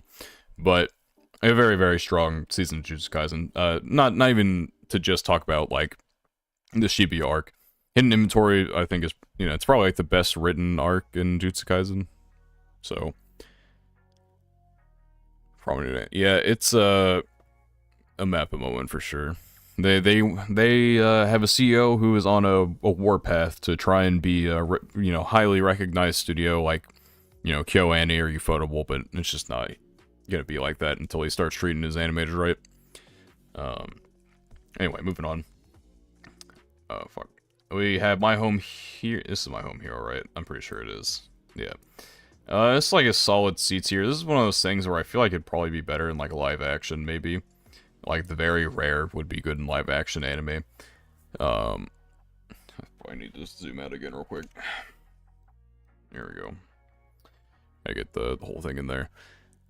But yeah, My Home Hero, it's like a fun anime to watch, but it's also like, you gotta really, like, temper your suspension of disbelief to unbelievable like degree, to think that this random goober can just outsmart the Yakuza and his wife as well. There's a lot going on. You gotta like, just let some things go, basically. Like, it was a fun watch. I don't know, I guess I'd probably watch season 2 of it. Production quality wasn't very great, didn't really need to be. It was much more about the drama behind it all, but yeah, it was a solid anime. It was alright. Good seats here to watch. Next up, we have My Happy Marriage. Probably put this, like, low B. I enjoyed the beginning much more than I did the end. We just I enjoyed the character interactions between the main couple a lot, and we kind of got depraved of that a bit in, the later half. But I'll watch season 2. I think there's an OVA coming out, this season. So hopefully we don't have to wait 10 years for that, but, you know. I enjoyed it. It was good production quality. Hopefully it gets back to what I liked in season 1. But we will see if it ends up actually doing that. Next up, we have Zom 100. Zom 100 I'd probably put in like the same boat, where I probably enjoyed the start of it more than I did the later halves. Episode 1 was, you know, this is like a 2-year eternity situation where I thought it peaked episode 1. It's like an enjoyable watch, and I liked it.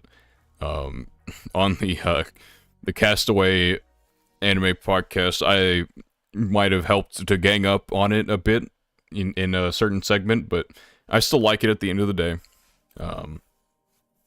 It's a solid anime that kind of had its production issues. Overall, though, like, every episode that came out looked good. I don't think it ever hit the same heights as episode 1, but that's fine. I thought the end of season 1 was pretty corny. But, you know, it's like a solid anime that I enjoyed watching enough to throw into a B tier. Next up, and finally, actually, we have Oshinoko. And this will be the last thing we have here that, well, I don't know what the fuck I was trying to say. S tier, last thing we had on the list, it would seem. So, Oshinoko, I love the manga for it so much, and the adaptation was fan-fucking-tastic. And I'm excited for Season 2, which we will get at some point in 2024. I would assume we're going to get in fall, if I had to guess. Maybe summer at earliest, probably fall. But I really, really enjoyed Season 1. They did a fantastic job deciding to put the Episode 1 as the movie length that it was. Because going through Volume 1 in one sitting was definitely the best way that they could do it. Yeah, Season 2, we do get more Kana content. You're so correct, Resh.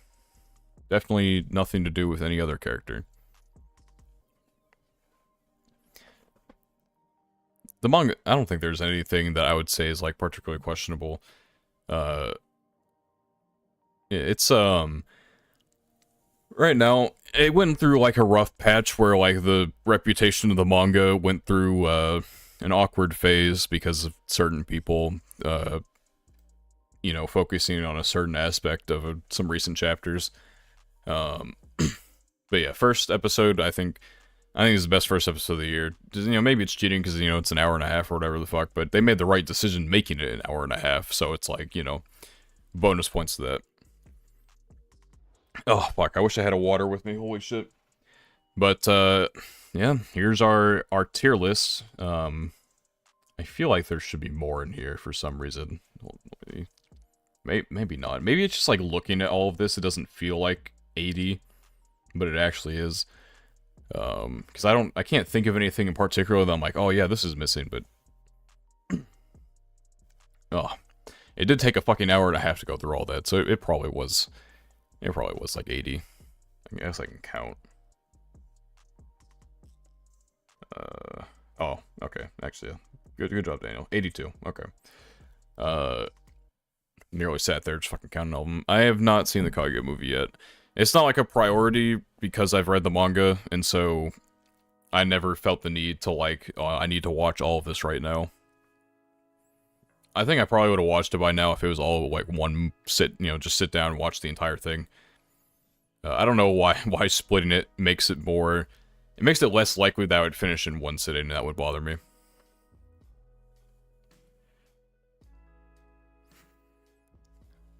But, yeah, there were more things was there anything I started? I know there are other things I probably started and then didn't finish. Like, Rurouni Kenshin made it on there, though. Let me see. What do I have unpaused? No, I guess this was everything. I watched an episode of a few things. Actually, yeah, hold on. I watched one episode of Urusei Yatsura. That was 2022, but it did bleed into winter. And then Nier Automata, I watched one episode. I'll finish the rest of that later. I watched 4 episodes of Demon King Academy. And I'll get to that later as well. And then Ayakashi Triangle, I'm waiting for the full Blu-ray release before I start that, so I can watch it as God intended. I did not watch Shangri-La Frontier because the season it came out, I just had so many anime. Like, my list was stacked. I could not justify adding anything else. Yeah, it's just one of those things. I thought about, like, binging it right at the end of, the thing is, because, like, I don't have a lot that I'm watching this season. And so, I could have maybe justified binging it to catch up. But I have not watched any of Shangri-La Frontier. There are a lot of things that people liked that I just didn't get to. Simply because I probably just didn't have the time. Yeah, I've heard a lot of people really liking it. Apparently the production quality for it's really good. People like the OPs. I just never decided to get into it. Because I just had too much shit on my plate. Like... Vexations of Shut-In Vampire Princess shouldn't even be on here, because I never was going to watch it, but then I'm like, you know what, this ED fucking slaps, and so I started it anyway, despite not really having the time for it. Yeah, I don't know.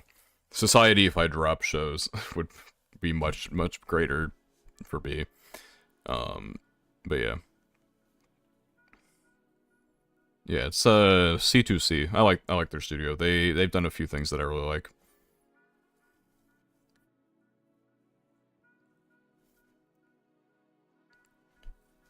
But yeah, this year do be the tier list. I'm gonna go ahead and download this real. Where's the download? There we go. I'll go ahead and download it real quick. Don't do me like this. It's gonna take a second to load, I guess, because it's fucking big ass tier list. There we go. Alright. I'll probably throw that up on Twitter later or something. I did not watch Dark Gathering. Anything that came out in 2023 that is not on this tier list, I did not watch. It's like Dark Gathering, Undead, Murder Farce, or whatever it was. All that stuff I did not watch.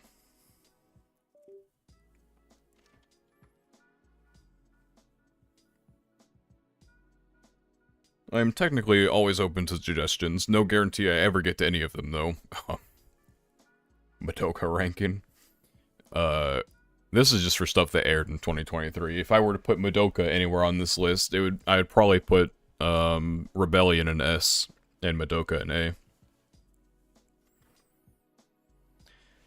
I'll read One Piece when it's done. I absolutely do not want to add more.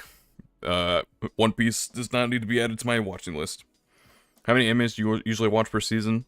Usually, like, the high teens, like, anywhere between, like, 18 to 20, like, mid-20s, just so I can get a good grasp on, like, I like to find the hidden gems. This winter season has actually been kind of slow. I don't have quite as much. There are a few things that I elected to not to start. What am I watching this season? Let me see. Be great if I could actually, like, go to the homepage. There we go. Let's see. 1, 2, 3, 4, 5, 6, 7, 8, 9, 10, 11, 12, 13 technically, 14, 15, 16, 17. I'm watching 17 this season. 16 if you don't count Pokemon, because that's going to be running for a while. But it's definitely less than I usually do, which is perhaps for the best, but I'm watching Solo Leveling right now. I'm not that big into it. If I had to list like a top 3 for this season, I would say, I actually don't know what I would say. I probably need a few episodes. Villainous 99. I think I listened to, not even, I watched the OP for it, and the OP was really good. I don't know if I'm particularly interested in picking it up, but I'll think about it. Yeah, the production quality for Solo Leveling is good, but I feel like the main draw to Solo Leveling was just the really detailed manhwa art for it, and even then I was never really particularly interested in it to begin with, so... We'll see. Maybe, I think the anime will go past where I read, so we'll see if it can capture me. Because I'm not gonna lie, like, the fact that Weakest Tamer is in my, like, top 3 for the season probably right now is, no, granted, I've really enjoyed what I've seen from Weakest Tamer so far, so I guess it's not like a super shot onto anything, but I never would have expected anything called Weakest Tamer, to be, like, the top 3 of any seasonal, like, thing for me.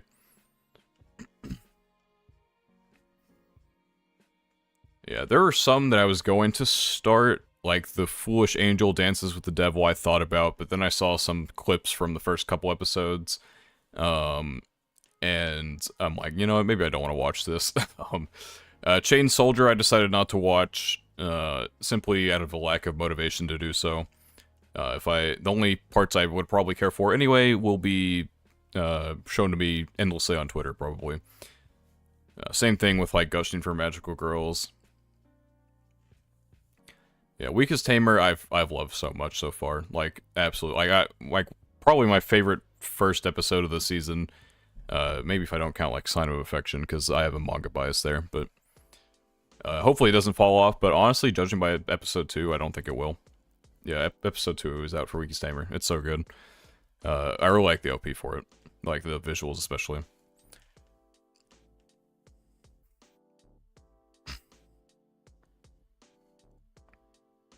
Yeah, it's definitely worth it. It's one of my favorite for the season so far. Would not have expected that, but it is.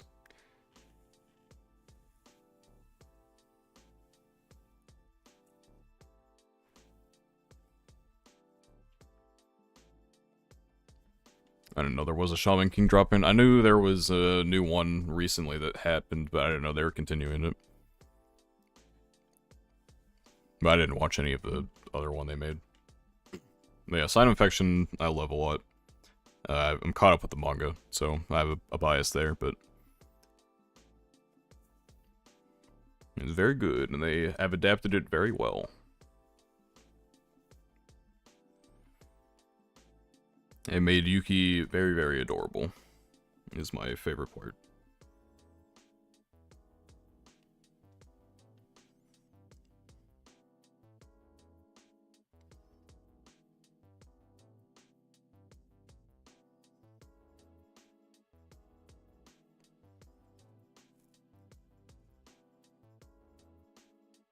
I really wish I had like a be right back screen so I could like go get some water or something, but granted I don't know how long the stream's gonna continue anyway. Any movies outside 2023? No, I didn't, I haven't really watched a whole lot of anime movies recently. Like, the fact that I even had a movie to show for in 2023 was because I went to AX and so happened to be able to watch the Bunny Girl Senpai one. Mabaroshi, you know, came out recently, so it didn't really count. I didn't watch Suzume. Maybe I probably will at some point. I just haven't yet.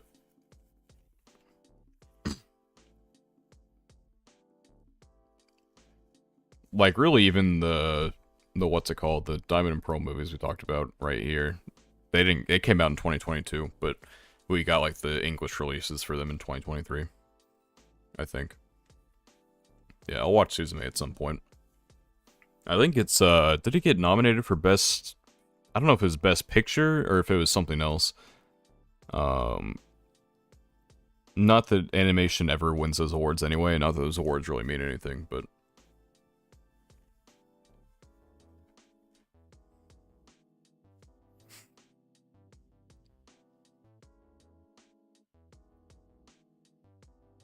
I don't know.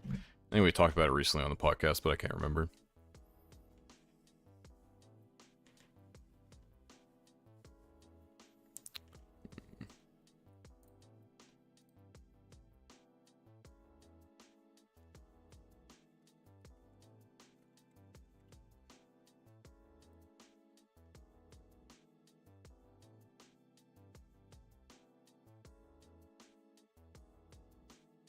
Yeah, I do wish I had more on the seasonal list, but I just don't think there's anything I'm looking at right now that, I don't know. It's pretty dry season, honestly. Just, there are things that I'm interested in and things that I'm not. I'm not seeing anything that I'm like, oh, this is something I really want to watch.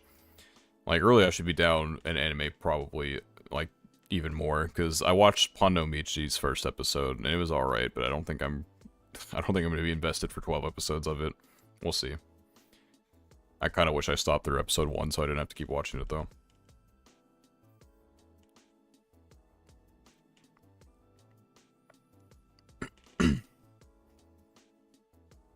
Alright.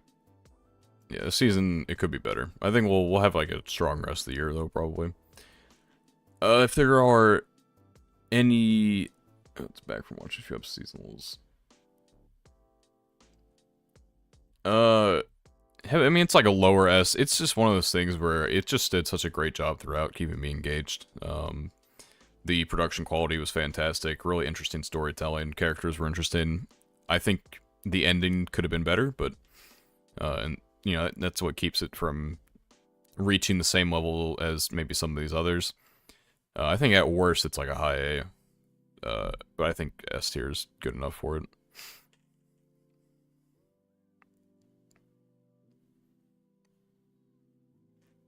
But, end of stream ritual. If anyone has any last minute questions to ask me to keep me here for longer than I intend, then to go for it. So my throat is cooked, and I did not, once again, have any water with me for some reason.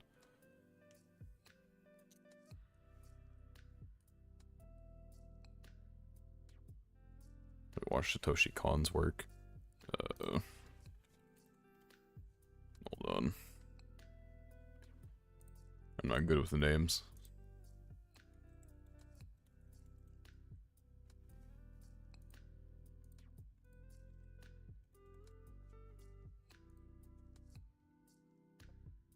Okay, I'm not crazy. Yeah, this is, actually, maybe I am. Hold on. It's anime staff roles. I mean, it's definitely some, there's stuff on here I'm definitely gonna watch eventually. Okay, this is the same person I was thinking, never mind. Yeah, Perfect Blue is something I've been thinking about watching for a while.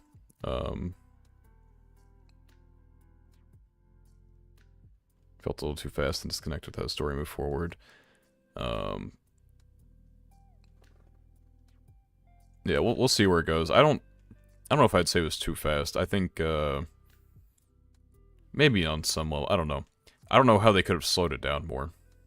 Yeah, Perfect Blue, I've known about for... I mean, I've known about all of these for a while, but that's probably the one I'm most interested in checking out.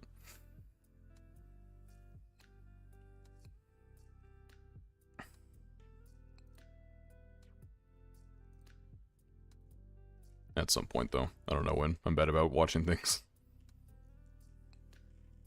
Bad about watching things, bad about writing my scripts, bad about editing my videos, bad about uploading. Bad about everything that I should be good about.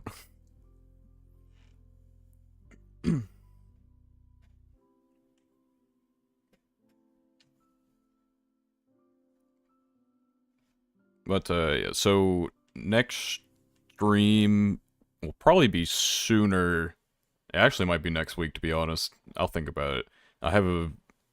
After tomorrow, my vacation from work starts, so I'll have time to do things. So I think a lot of that will probably be catching up on things, both related to anime, or like watching anime, but then also writing my videos. Yeah, I want to do, like, this, you know, the early rankings for the season. Though, I also don't know if it's too early. Like, I kind of want a couple more episodes of things. Maybe next Saturday, potentially, I could see it. So, I also took a Sunday off, so. Surprisingly efficient ranking all of these. Yeah, I did, usually, like... I don't know. Thoughts on Hokkaido Girls? Hokkaido Gals, sorry. I have not watched it. I'm not too much of a Gyaru person, so I wasn't particularly enthralled. But usually these streams take 2 hours for, like, the seasonals. But I think maybe because I knew I didn't have a water, and I have stuff later today because I have to record podcasts, so my voice needs to exist, so I didn't want to go on for like 4 billion hours. But yeah, usually this takes a lot longer, with, you know, like a fourth of the anime. So I am surprised this went through as quickly as it did. Maybe you could have talked more about certain things, but like, yeah, it is surprising, because I don't know.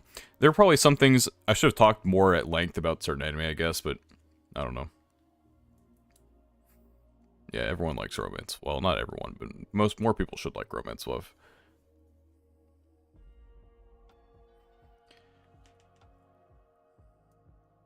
Move this over for next time.